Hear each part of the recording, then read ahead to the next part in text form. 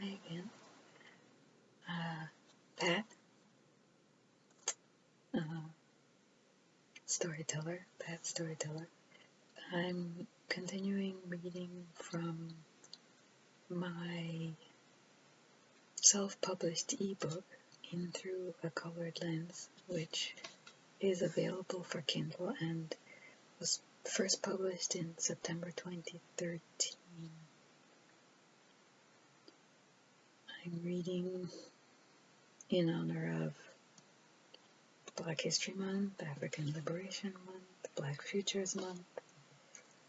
This column first appeared at the beginning of March 2006 in Share newspaper, a black newspaper published in Toronto. Share is Canada's largest ethnic newspaper. The title of the column is A Young Man Searches for His Past to Save His Present. Here we go. Do you know the original name of Africa? The question came from a young black man who approached as I entered the Toronto Reference Library. Africa was not known as a continent in its long ago history. It was a place of many realms, many diverse territories.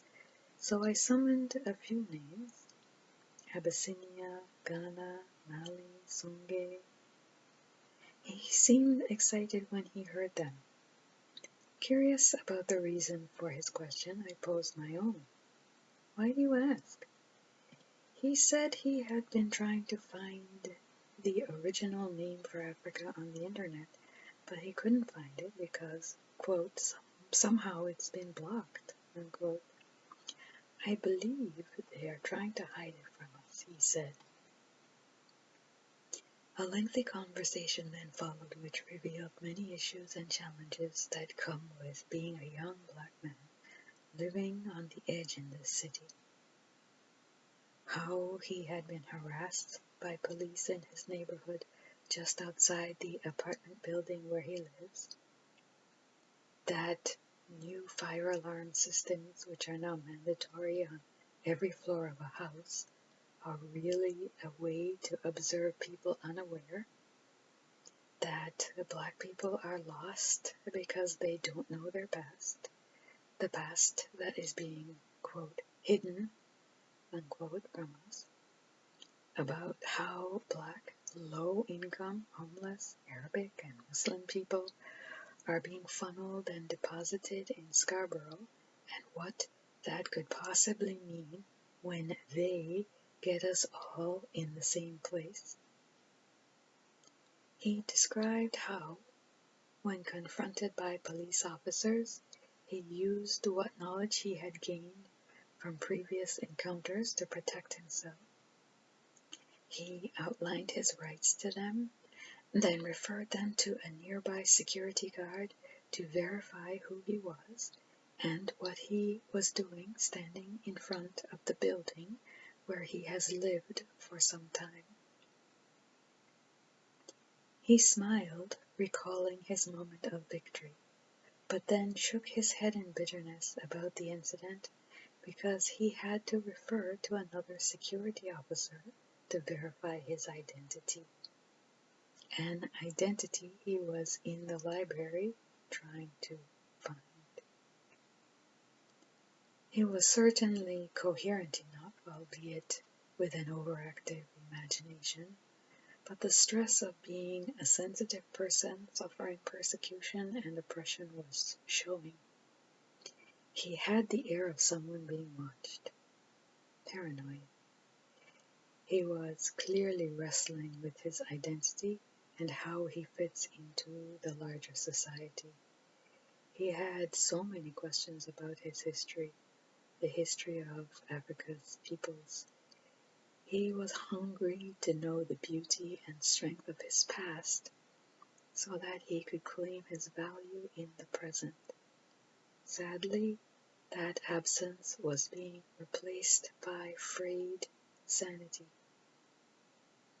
The singer, Seal, declared that if we're going to survive, we have to, quote, get a little bit crazy, unquote.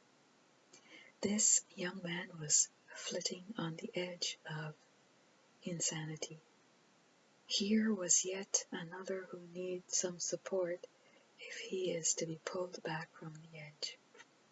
Dressed in black from head to foot, his coat was serviceable, but looked almost as frayed as the wearer. How long had it been since he last ate? Did he know he was drifting into insanity? How many other young people, cut off from the knowledge of their roots, their potent past, are equally mentally frazzled or worse? African History Month had just ended, but this young man's search for his history, a people's history, continued. He seemed to know intuitively that one way to save himself is to know his history. He seemed to understand that to be disconnected from his past is to be stranded in the present without a social or emotional compass. A few days after that, there he was in the library again, yet off in his own world. One imagines that for him, as with many of us, the search continues.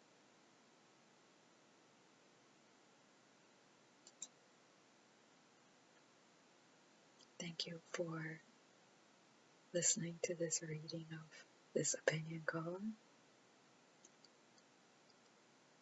Thank you to my subscribers who I so value and appreciate. Thank each and every one of you. And I welcome new subscribers and people who regularly come back to return to visit this channel. Your support is most valued and most valuable. And yes, thank you. Thank you. Thank you.